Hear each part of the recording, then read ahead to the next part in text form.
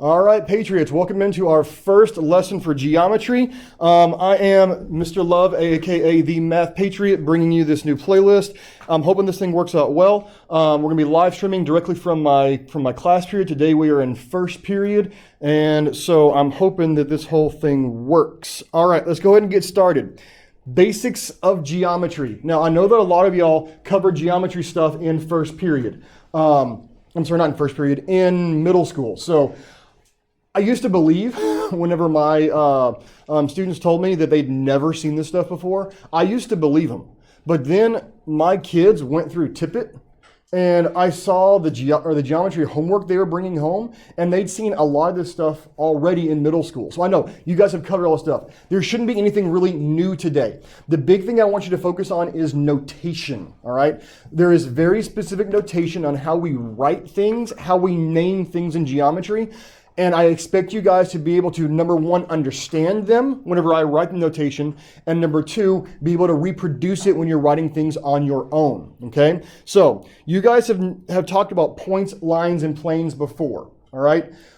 These are the building blocks, the tools of geometry that everything else is going to be based on. By the way, the sheets in front of you, there are two sheets. You're going to have the example sheet and the vocabulary sheet. It's going to be jumping back and forth between the two.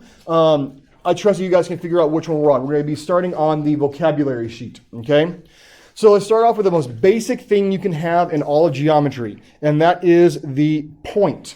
Now, a point is a location. It's just a spot in space. Now, it's not a point as in like it doesn't have any depth, it doesn't have any width, it doesn't have any shape. It's literally just the name of a location, okay? So whenever I put a dot on a piece of paper with a pencil, realize that is still an abstract idea of what a point is, because the lead, the graphite on the paper has technically depth. It's minuscule. It's micrometers tall, but it still has depth, whereas a point itself does not. So that's why I kind of like the fact that projection, or we use light now to do this stuff in class, because the projection itself, the light hitting the screen, doesn't have any depth to it, right? It's literally not physically there. The only reason it's not even really technically a representation of a point is because it does have width and it does have depth. I'm sorry, it does have width and height, okay? Just realize we're talking about points. It's not a physical thing. It's an abstract concept, okay? We always name points using a capital. What in the world? My pen's being weird. Using a capital letter, okay? So if I ever reference just a single capital letter, I'm referring to a point, okay? We don't have to say point A, point Z, all that sort of stuff, but we could just say that is B, so I'll say either B or point B, okay? Make sense? We've gotten difficult so far? No? Good. All right. Lines, okay? Oh, by the way, when you're filling this out on your sheets, it's okay for you to summarize, abbreviate, that sort of stuff. Do what you need on these notes to make sure that you're going to remember it later, okay? The reason I'm having you write this stuff down, when you see stuff, you remember a little bit of it. When you write it down, you remember a lot more. And if you want to go the extra step and try and teach this to your parents or your younger siblings, by teaching it back to somebody, you actually learn a whole lot more. So a line is actually made up of a series of points that extends infinitely in both directions. So same idea as a point in the fact that it has no width, it has no thickness. It's just a series of points that extends in one direction. And so technically, those points being one point after another, there is no depth, no width, no space in between them. And so as we're drawing those points, it eventually gets slurred so much that all we can do is draw the line through it, okay? But technically all that a line is a series of points that are side by side going in the same direction, okay? Now, this is where we start getting into naming conventions, okay? Points we named with a single capital letter. Lines have multiple ways of being named. The first one is by using the letters representing 2 points on the line. So we could name this line down here, point or line PQ And here's where I was talking about notation earlier. The symbol for a line has a line with two arrows or an arrow on either end. Please make sure that when you're referencing a line, you put that symbol above it. Also, make sure that you say, when you're referencing it, line PQ. Because line PQ and just the letters PQ are different things in geometry. If I say line PQ, I mean this line. If I say PQ, we'll talk about that later. It's actually the numerical distance from P to Q. It'd be like 4 inches is what just PQ is. Okay? Also, order does not matter.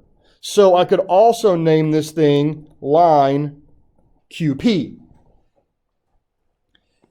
And if there was a third point on that thing, let's make this point S, I could also name this thing PS, SP, SQ, QS. All those letter combinations are valid. Any two letters on the line, any 2 points on the line, you can use those letters to name it. Now there's the oddball naming convention. Let's get out of the way. You see that little letter over there, M. You are also allowed to name a line after, or name it with a single lowercase script or italicized or cursive letter. Okay? That's why this thing is written in italics. You could also write line M. And do your best, if you do that, to make it look like it's cursive or italicized, which just means, put the slant on it, put the curl on the end, or if you can actually write in cursive, then by all means put it in cursive. And especially when we're talking about things like line L, make it a cursive L. That way we know it's not a 1 or a capital I. Okay? Any questions about lines? Nothing? All right. Okay, a plane. Plane, flat surface, made up of points that extend in all directions. Okay, when I say all directions, I mean like left, right, forward, back, not up and down. Has no thickness. If I allowed the up and down there, it would have thickness to it. So just flat surface. The way we think about this thing is typically like a table or a wall. But again, a table or a wall is more of a representation of a plane as opposed to the plane itself, because the wall ends at the ceiling and at the floor. Okay, the tabletop ends at the edge of the tabletop. Plane goes on forever. All right, naming a plane. By the way, if I'm going too fast, please let me know. And I know I talk really fast in general.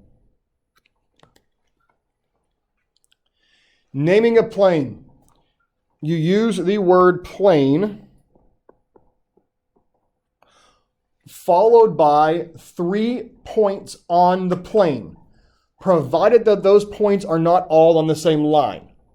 Okay? So this one could be plane BCD. And once again, order does not matter. Plane BCD, plane DCB, all the same thing. We also could do it with the italicized or script capital letter. So that would be plane K.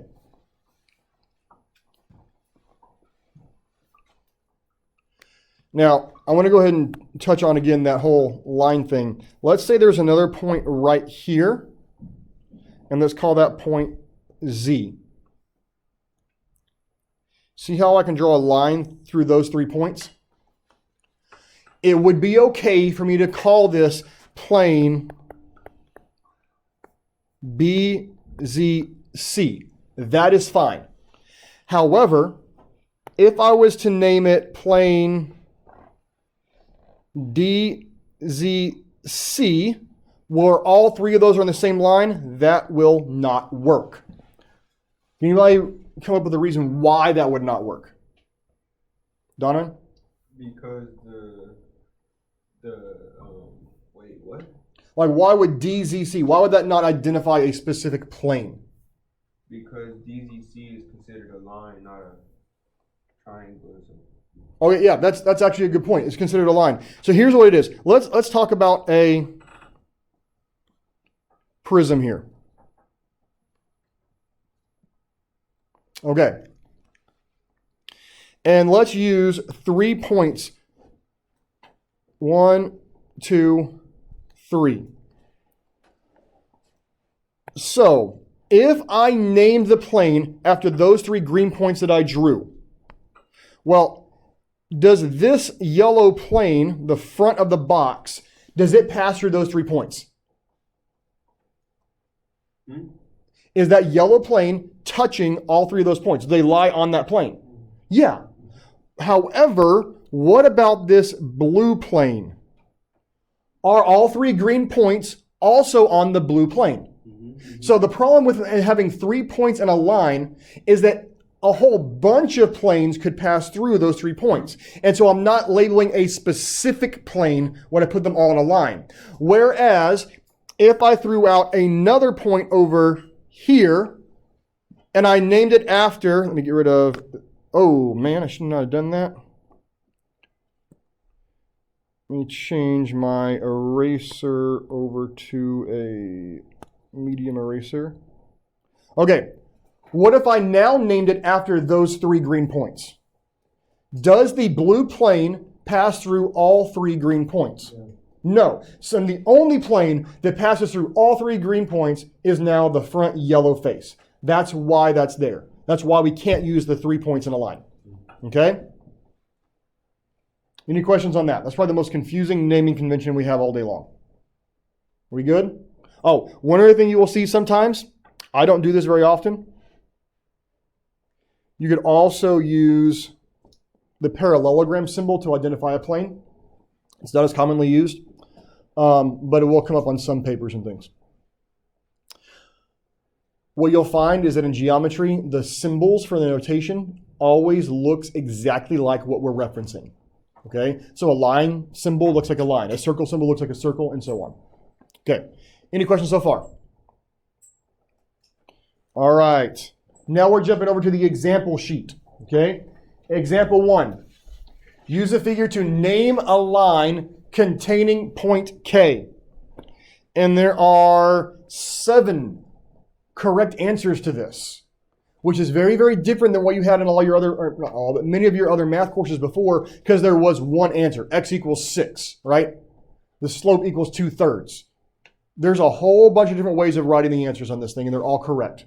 Can anybody come up with one name for the line that has point K in it? Yeah. JL. Okay.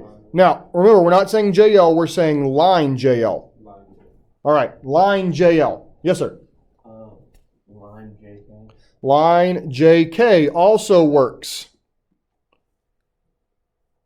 Anybody got another one?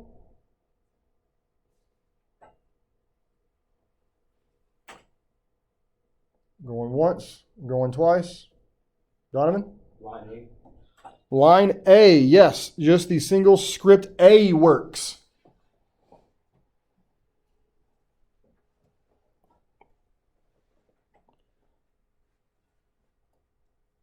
All right. I'm going to have to just start calling on people. See if I can start getting some names in here. All right, Vivian, you got another one? Line LK also works. But I said there were 7. Because remember, order doesn't matter. So technically, I could have used the other version of all of these. I could have had line LJ, line KJ, or line KL.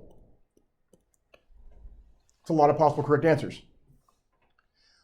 When I'm grading your assignments, when I'm grading your homework, when I'm grading your tests, I will make sure that anything you write down, I'll make sure that it's a possible, like before I mark it wrong, I'll make sure it's not actually one of the possible names of things, okay? Which means it takes me a while to get stuff graded because I gotta check every single thing. Hey, there's even times where I'll write down all my possible answers in a problem and a student comes up with something I hadn't thought of yet or I forgot to write down, okay? So I will check all those, all right? I'm very, very diligent about that. Any questions about naming on here? Ooh, can somebody give me a name that would not work?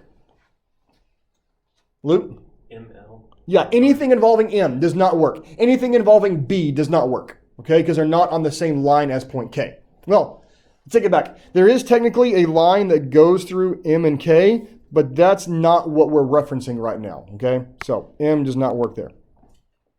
All right, example 2. Use a figure to name a plane containing point D, and there is no way I am going to try to write every possible combination of these. Okay?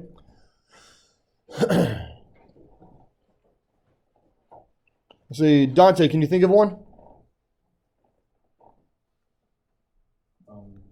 Plane D and L. Plane D and L? Well, first I'm going to write the word plane. You said D N L? Yeah. Okay. I get what you're doing there. The only issue with it is that N is not a point and L is not a point. See how they're written in script? All right, do you want to try again? Plane DC. Plane DC, and we're writing 3 points, so DC, B. DCB works. All right? Let's see if we can get another one. Lorenzo, you got another one for me? DCA. All right, DCA works. Okay. Let's see, Marco, you got another one for me? Plane DAB. We say DAB. Yep, DAB works. All right. Can somebody give me one that does not involve points? Plane N. Yes, we can also do plane N. Now realize that there's also all sorts of versions of that. Okay, we've got the DCB. We could have done CDB, BCD, any combination there, right? Those would all work. Now, the one thing that will not work here, this L cannot be used to do anything at all because that is the name of a line, not points. And also the other 3-point combination you cannot use is plane ABC. Would not work. Why not? Because they're in a line. There you go. All right, any questions on example 2? All right. Whew. Name a line that contains point A. Emily. BA. All right, line BA works. Again, there's a whole bunch of different names of that one. I'm going to go ahead and put L would also work. All right. Let's see. What is our name for line M? Who have I not picked on yet? Jamari.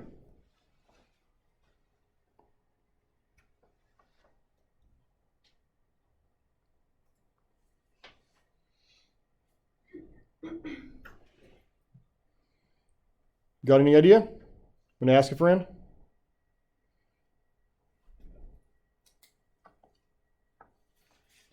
I'm sorry, I didn't hear you. All right, ask somebody. It's fine. I've already answered like half this paper. That's fine. No. You tell him and he can tell me. Which one are we on? Well, or part B. Another name for line M.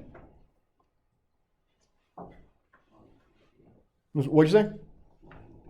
Hey, there we go. Line BA works. Wait. You said BD. Oh, you said BD? I didn't hear you. I'm sorry. All right.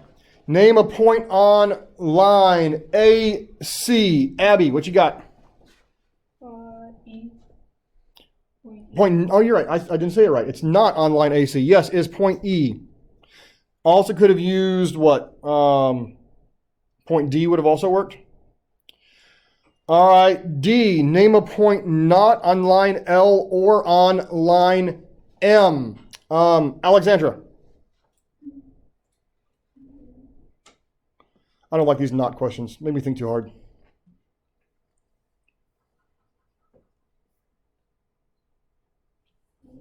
I'm sorry? Okay, so C is not on line M, but we don't want it to be on either one. So since it's on line L, that's not going to work. We're going to jump off of both of these lines. What's the only one not on either line? E, there you go. And I'm not even going to do E because when you look at it, line L is the same thing as that one. So these answers are all the same.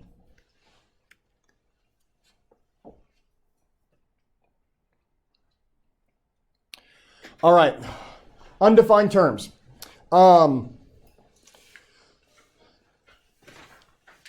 in a lot of classes, we're used to having to write definitions of things. You'll notice that in the descriptions we gave of point, line, and plane, by the way, this is not on your sheet, okay? Yeah, it's not on your sheet. It's just something I want to point out. You'll notice that we didn't specifically define a line the same way that other things are defined. We give you examples of what they are, okay? Because a point, a line, and a plane, those three concepts are so basic, so rudimentary, that they are the foundation of what geometry is, so much so that we cannot really give them a proper definition. You'll notice that all of the things that come after this point will use point, line, and plane in their definitions to build up from there. Now, words without definitions are actually few and far between and hard to come by. This is not a perfect example, but think of the word a. Okay, not the letter A, the word a or an. If I asked you to define that word, write a definition, wouldn't that be a pretty difficult thing to do? I can't find it in the dictionary that I do. Exactly. Even in the dictionary, when you look it up, it will most likely say the indefinite article. What in the world does that mean? Right. And then when you start looking up what the indefinite article is, I'm willing to bet that the word a would be in that definition, which means it's a circular definition. We're using the word to define the word. It's complicated. Okay? However, we all know what the word a means, right? Especially when you contrast it with the word the. What's the difference between a and the? The is like you're talking about, or like the you're talking about something, or like the thing is this, or See how hard it is to define these simple words? Okay? The best way to describe it is talking about a specific object. A tree versus the tree. A tree is there's a whole bunch of trees out there, and I don't care which one. However, the tree is I'm naming a specific one, right? See, we can define A in contrast to something else, but it's difficult to do without that contrast. Okay, these are these kind of just basic rudimentary words. Another one that's interesting to try and do that with is the word time. Okay, we're not going to spend time on that right now, but I challenge you to try and define the word time without using time in the definition. It's a very difficult thing to do. All right, so moving on. You'll notice from here on out, we're using the words points, line, and plane to define thing, okay? So the word collinear are points that lie on the same line. You'll notice that prefix co literally means together or along with. So collinear are things that are on the same line together. All right? So ABC are collinear. And then I throw a non on the beginning of it, and non-collinear is not on the same line. So if I was going to draw a non-collinear point here, I would just put it somewhere out on the outside and name it. There's my non-collinear. Yes, sir. Pencil sharpener? It's right behind you. Oh.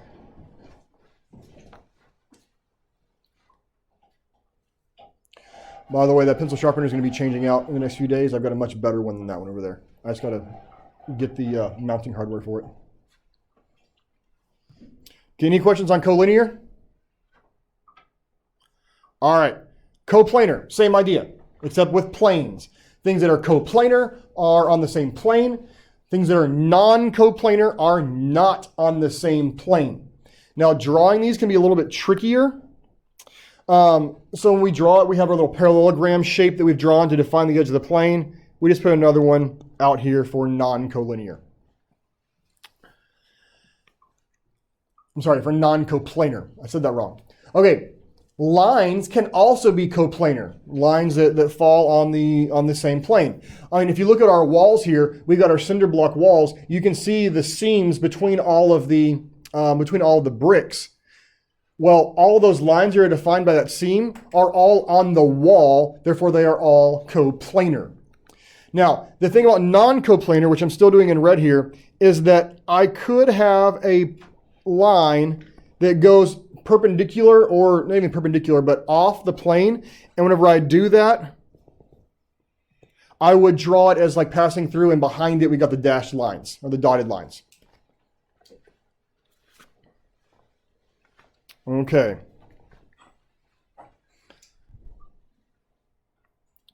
All right, now, this one Y'all on your example sheet have got a section for a bunch of sketch or examples 1 through 5. I am going to draw all of this in one single sketch instead of doing separate ones for each, and y'all can do the same thing as that big gap area over there on the right. Okay, so first off, we want to draw a, let's see, sketch 6, plane Q and line AB inside plane Q. So I'm going to start off here, and I'm going to label this plane Q. By the way, this skill that we're about to do is difficult for some students trying to figure out what the how to draw an image based on the specified directions. That's fine. Okay, it's a skill that you get over time. All right. The whole idea typically is to identify the larger item first and then to place the smaller items inside the larger item. Okay, so plane Q is the bigger one. Even though it's referenced second, I drew it first because it's larger. Okay. Now, AB, line AB is inside plane Q. So I'm just going to draw me a line on plane Q and label my points A and B. Let me keep track of my colors here so you can see those. All right. Line ST intersects line AB at point P. Okay. I know it's got to intersect it. So we're going to come across and intersect the line. And it intersects at point P. So where's point P going to be? Yeah, right there in the middle where they cross. And then I got to put points S and T on there.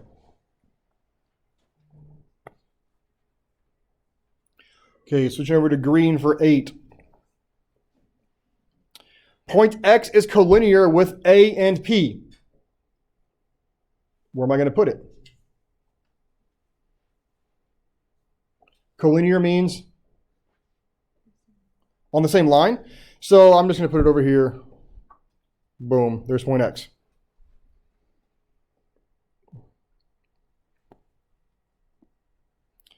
Okay, point Y is not collinear with points T and P.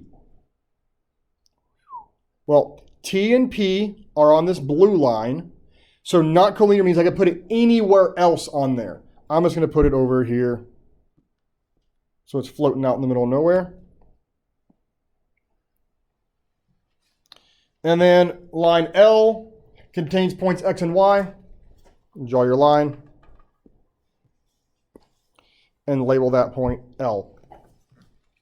And technically speaking, I probably shouldn't have had this guy extend past the edge of the plane, just to not be confusing.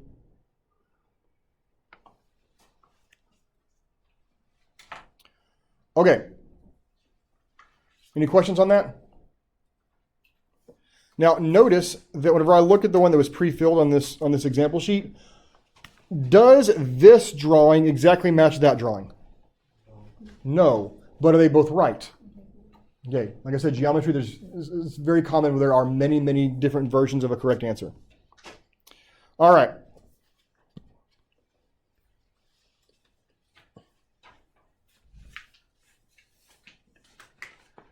Okay, intersection. Another one of those things that you know what it is. The important thing about this, come on, I lost my drawing tools.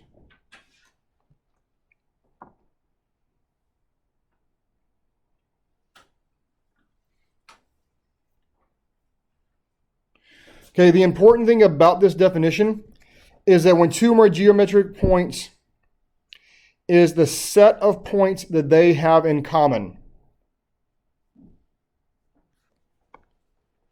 Now, in Algebra 1, you talked a lot about intersecting lines, especially when you did systems of equations, and you talked about the solution to the system of equations. If you graphed it, was where they intersected, okay? The reason that point P is the intersection is because that's the only point that those two lines share, that they have in common. Now, it gets more complicated when you start throwing planes into the mix, because whenever you have a plane and then the line goes through the plane, there's only one point at which the line and the plane share common points. Okay? It's that point where, boom, it goes through. Okay? Now, when two planes intersect, when plane A intersects plane B, it's crossing at the entire line R. So the intersection, the ones they have in common, is the entire line R. Okay?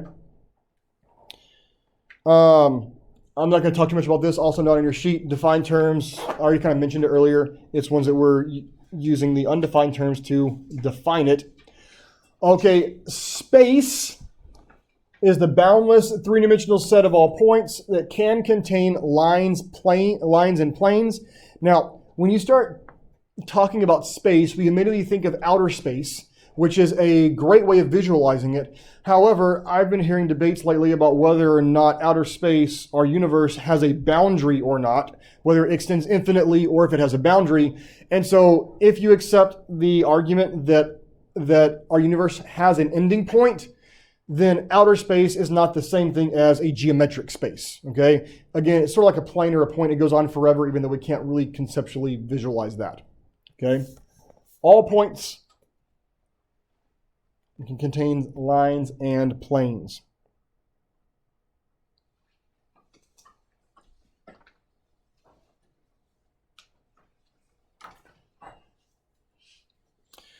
Okay, getting pretty close to being done, right?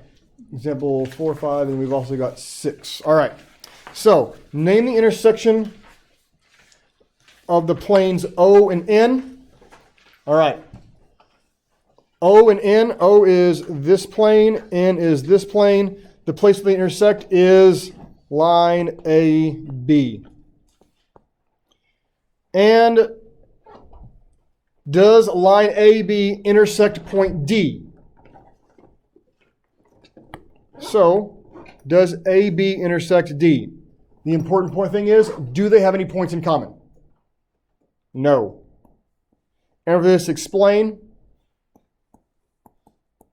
No points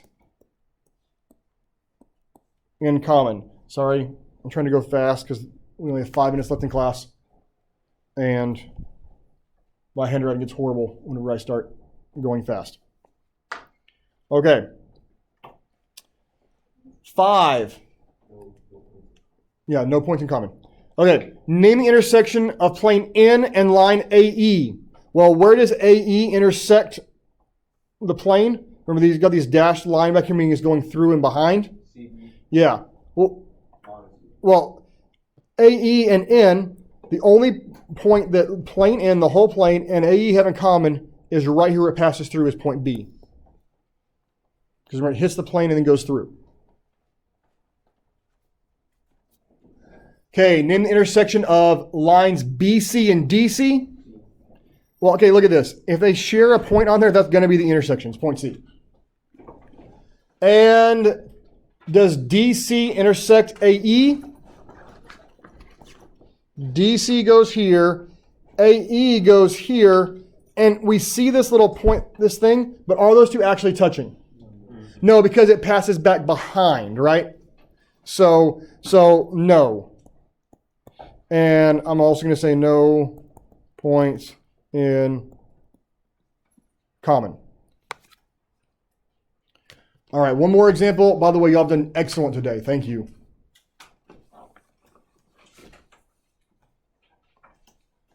All right, name the 3 line segments that intersect at point A.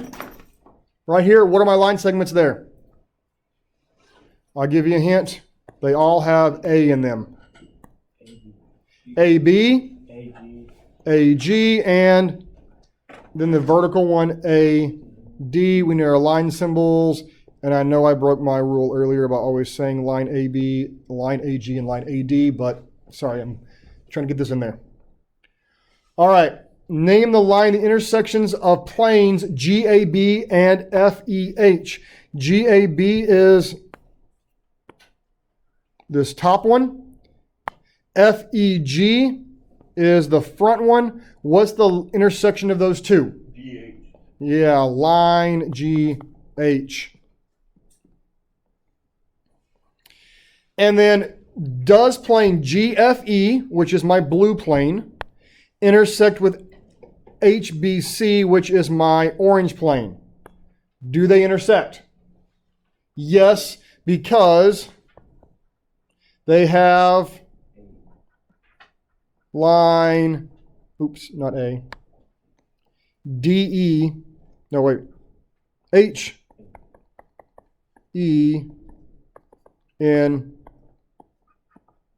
common. All right, I know that was fast. That was a whirlwind. If you're watching this on YouTube, you can always hit the pause button and everything and rewatch it later. As for now, we're going to go ahead and sign off. And as always, stay patriotic.